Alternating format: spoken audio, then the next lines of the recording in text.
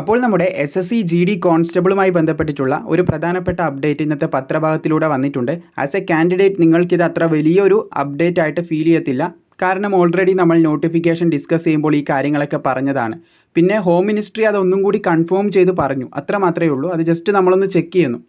ചെറിയൊരു അപ്ഡേറ്റ് വന്നു, ജസ്റ്റ് ഒന്ന് ചെക്ക് ചെയ്യുന്നു, അത്ര മാത്രമേ ഉള്ളൂ. ഇതിൻ്റെ ഇടയിൽ മറ്റൊരു അപ്ഡേറ്റും കൂടി ഇന്ത്യൻ ആർമിയുമായിട്ട് സംബന്ധിച്ച് വന്നിട്ടുണ്ടായിരുന്നു. അത് ഡയറക്റ്റായിട്ട് നിങ്ങളെ ബാധിക്കാത്തത് കൊണ്ടാണ് ആ ഒരു അപ്ഡേറ്റ് ചെയ്യാതിരുന്നത്. അതായത് ആർമിയുടെ ഓഫീസർ റാങ്കിൽ കയറി അവിടുന്ന് പ്രൊമോഷനും അതുപോലെ തന്നെ അവിടുന്ന് സെലക്ഷനും ബാക്കിയുള്ള എക്സാമും കാര്യങ്ങളും അവിടെ ഒരു മാറ്റം വരുത്താനായിട്ട് ആർമി തീരുമാനിക്കുന്നു എന്ന് പറഞ്ഞ് ഒരു ന്യൂസ് ഇപ്പോൾ വന്നിട്ടുണ്ടായിരുന്നു. പക്ഷെ അതൊരു ചർച്ച ചെയ്യുന്ന ഒരു ഭാഗത്ത് മാത്രമാണുള്ളത്. ഡിസൈഡ് ചെയ്തിട്ടില്ല ഇങ്ങനെ ഒരു സംഭവം കൊണ്ടുവരുമെന്ന്.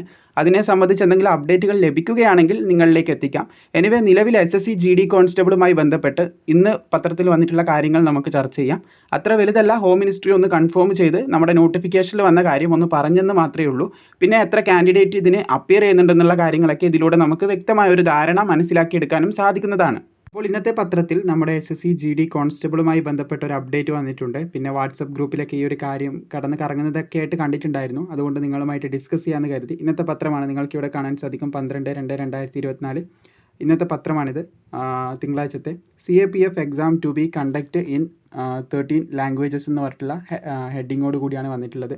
Around 48 lakh candidate will take the test for the constable recruitment. ഫെബ്രുവരി 10 പറയുന്നത്. But it's not February 10 February 20 മുതലാണ് നടക്കുന്നത്.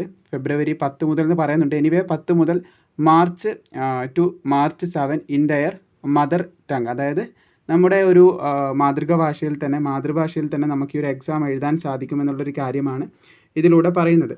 ഇതിൽ കുറച്ച് കാര്യങ്ങൾ പറയുന്നുണ്ട്, ജസ്റ്റ് ഒന്ന് നോട്ട് ചെയ്യുക.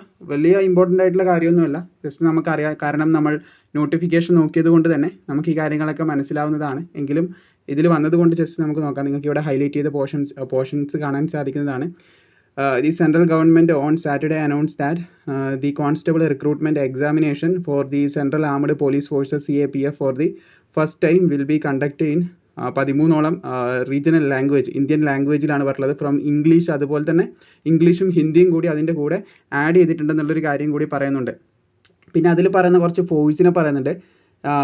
സെൻട്രൽ റിസർവ് പോലീസ് ഫോഴ്സ്, അതായത് നമ്മുടെ CRPF എന്ന് പറയും. പിന്നെ ബോർഡർ സെക്യൂരിറ്റി ഫോഴ്സ് BSF, അതുപോലെ സെൻട്രൽ ഇൻഡസ്ട്രിയൽ സെക്യൂരിറ്റി ഫോഴ്സ്. ഇത് മാത്രമല്ല നമ്മുടെ ITBP, അതുപോലെ തന്നെ ആസാം റൈഫിൾസ്, അങ്ങനെ നിരവധി പോസ്റ്റുകൾ കൂടി ഇവിടെ വരുന്നുണ്ട്. മിനിസ്ട്രി ഓഫ് ദി ഹോം അഫയേഴ്സിൻ്റെ കീഴിലാണ് ഇത് വരുന്നത്, നമുക്കറിയാം.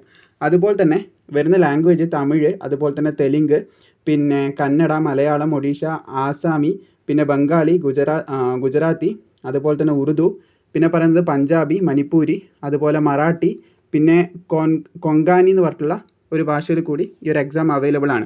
ഇൻക്ലൂഡ് ഇംഗ്ലീഷും അതുപോലെ തന്നെ ഹിന്ദിയും കൂടി ഇതിൽ അവൈലബിൾ ആണെന്ന് ശ്രദ്ധിച്ചിരിക്കുക. പിന്നെ ഇത് നടക്കുന്ന ഡേറ്റ് ഫെബ്രുവരി 10 എന്നാണ് ഇവിടെ പറയുന്നത്. പക്ഷേ ഇത് ഫെബ്രുവരി 10 നമുക്കറിയാം.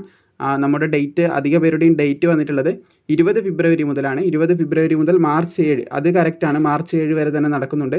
ഏകദേശം ഇന്ത്യ ഒട്ടാകെ 48 ലക്ഷത്തോളം ഉദ്യോഗാർത്ഥികളാണ് ഈ ഒരു പരീക്ഷ അപ്പിയർ ചെയ്യുന്നതെന്ന് പറയുന്നുണ്ട്.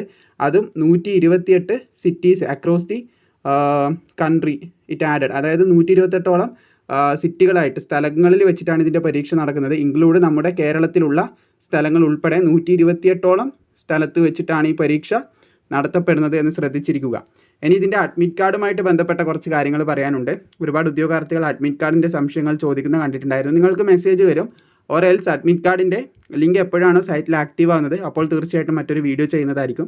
പിന്നെ ഓൾസോ നിങ്ങൾ പ്രത്യേകം ശ്രദ്ധിക്കേണ്ടത്, പരീക്ഷയുടെ 20-ാം തീയതിയാണ് പരീക്ഷയെങ്കിൽ ആ ഒരു ഡേറ്റിന് 7 ദിവസം മുൻപ് എന്തായാലും ഒന്ന് കയറി നോക്കുക. വന്നിട്ടില്ലെങ്കിൽ പാനിക് ആവണ്ട.